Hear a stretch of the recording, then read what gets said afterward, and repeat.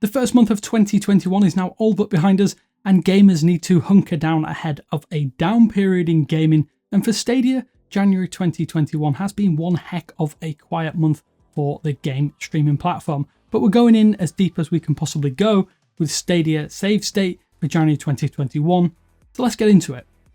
Thanks for watching 9to5 Google here on YouTube. Remember to thumbs up, hit subscribe, and then tap the bell icon to be among the first to watch our upcoming videos. So naturally, one of the most anticipated features to arrive in Stadia in mid-January, and a great way to kick off 2021, has been that of Hitman 3. The third in the rebooted series has been in the pipeline for some time, and while it will no doubt sell far better on other platforms, the ace up Stadia's sleeve is the brand new State Share feature, which is now out of beta. Of course, you may now have heard or seen Creator implement the first working version of State Share previously. In simple terms, it's just a new way of creating game saves. In reality, it's a lot more than that though, as State Share allows you to save an in-game screenshot from Hitman 3, and provided you are sharing specific in-game starting points and scenarios, they will carry over to a fellow player who opens your screenshot and wants to play from it. It's not quite as in-depth as we probably had hoped, and IO Interactive has done a reasonably solid job of using the feature first and foremost.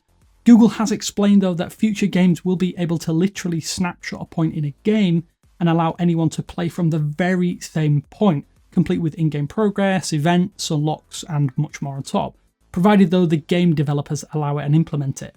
Naturally, it's a really promising feature that will be of particular interest to the speedrunning and streaming communities. The challenge-style nature of gaming could be reborn through screenshots, but we'll just have to settle for the admittedly basic implementation in Hitman 3. But go check out our full hands-on video as well, linked in the video description, to see it in action and see just how it works. As is often the case at the turn of a new year, January 2021 saw a real lack of major game titles to talk about on Stadia. Sure, there were a few smaller releases, but the biggest, as we've mentioned already, and easily the highest anticipated, was that of Hitman 3. As we mentioned, the game itself continues to reboot the original series, with more attention paid to the over-the-top elements of Agent 47's assassination attempts, with some genuinely incredible level design and set pieces to delve into. There is a real lack of sports games that is yet to be addressed on Stadia, but for NFL fans, you've had a long 5-month wait to get Madden NFL on the platform. It has finally arrived, just as the regular season has effectively concluded, which is a bit of a kick in the teeth for fans that have been waiting to play some hand egg. However, it's a welcome inclusion. Let's just hope that EA can really make efforts to release the next iteration on time and on schedule later this year. Cult classic side-scrolling beat-em-up Scott Pilgrim vs. the World also came to Stadia in January 2021 after a 6-year hiatus on almost all online gaming platforms, which is likely due to licensing issues. For fans of the original graphic novel and the movie starring Michael Cera, this is the complete edition, which includes added DLC and some mastered content too. The only other new additions to the Stadia game library throughout this month were that of Gods Will Fall and Phoenix Point. Phoenix Point was announced during the first Good Stuff event, with the game featuring turn-based combat and hints of the biggest games of the genre. Gods Will Fall is also looking like an interesting 2.5D side-scroller with a muted colour palette and simple art style. The Stadia Pro subscription tier still remains reasonably good value for casual gamers out there, but you're not going to get a massive collection of games to pick up as part of that $8.99 plan to kick off the year. We think it's essential still for avid players out there who want to build a library and ensure 4K gameplay is possible, but January 2021 was light too, with only 4 titles being made available for Pro tier subscribers. And looking ahead to next month, you'll only be able to grab just 3, yes 3, games for February 1st, 2021 onwards. That is probably the lowest number of games provided by your $9 subscription fee to date, but like last month, the addition of a big title in the form of the yet-to-be-released Savage Planet is one solid inclusion alone. Enter the Gungeon is a neat side-scrolling shoot-'em-up which is also joining, while Lara Croft and the Guardian of Light is a neat little time killer to add to your collection.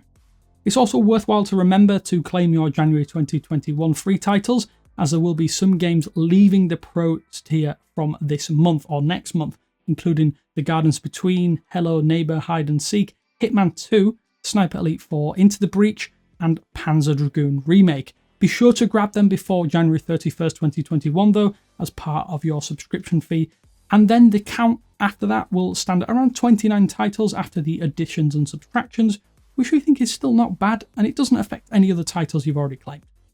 There were a few other tidbits and highlights though throughout January, including an interesting comparison between the Stadia version of Cyberpunk 2077 and the Xbox Series X version.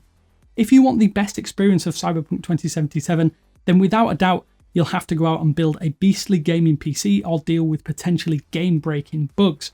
Then, on top of that, we think Stadia is probably still your best way to play. Analysis by Digital Foundry actually found that the Stadia version of Cyberpunk, which is in fact a port of the original version, actually compares well with the Xbox Series X. The latest Xbox hardware does have the edge in a few areas, but the gameplay, graphics and frame rates are all pretty comparable, and given how hard it has been to get hold of one of these latest consoles, this might be a neat little bonus without the associated hardware overhead. January hasn't been without some issues, as some weird Android 11 controller problems did surface, and if you like gaming on your mobile running Android 11 and have a Bluetooth controller connected, like an Xbox or PlayStation gamepad, then you might run into a frustrating bug. Gameplay inputs from your controller might have issues with all mobile gameplay, including Google Stadia, so it's not just you, it will be your gamepad and Android 11. Obviously that is a frustrating bug as it affects both locally running games as well as those from streaming options, such as Stadia, GeForce Now and Xbox Game Pass, which all rely on gamepad support on Android. Notably, this issue won't affect you if you have a Stadia controller, since it bypasses your actual mobile connection to your Android device and straight to Stadia's servers. Let's talk new and upcoming features though, as it's simultaneously the beauty and downside of Google Stadia wholesale. Of course, we already mentioned that State Share was released in full in January 2021, but maybe it wasn't quite to the extent that some people, ourselves included, would have hoped. It launched with Hitman 3, which is the first game to feature the impressive new feature. So without delving in too deep, effectively you can share a screenshot that takes you to a specific point within a game. The problem is that Hitman developer IO Interactive decided to limit the potential somewhat by only allowing in-game start points to be shared using State Share. It's still pretty cool, but it's not quite what we were promised or were hoping for. That said, it will hopefully develop over time with more games coming to the platform. With CES also kicking off the year with new products and tech galore, one big announcement was that Stadia is actually coming to LG Smart TVs in late 2021. This looks like it probably will coincide with the dedicated Android TV build of a Stadia, something we have been hoping for since the platform first launched in 2019.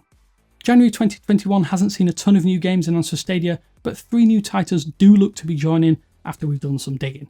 It's not entirely clear if Football Manager 2021 is even going to arrive. The king of football management simulators has though passed through the PEGI ratings board here in Europe. This does hint that it will arrive on Stadia, but since then there's been absolutely no news from Psy Games, or anyone else for that matter. Football Manager aside, other titles set to be joining the platform include Piku Nuku and Monster Energy Supercross 4. As we said at the top, it's been a quiet month for sure, games included. So with all of that said, what have you been playing on Stadia throughout January 2021? Be sure to let us know down in the comment section below. You can always find my gamertag and Twitter handles down there too if you want to take the conversation further beyond this video. And be sure to drop me a message and say hi sometime. But until next time, I will speak to you later.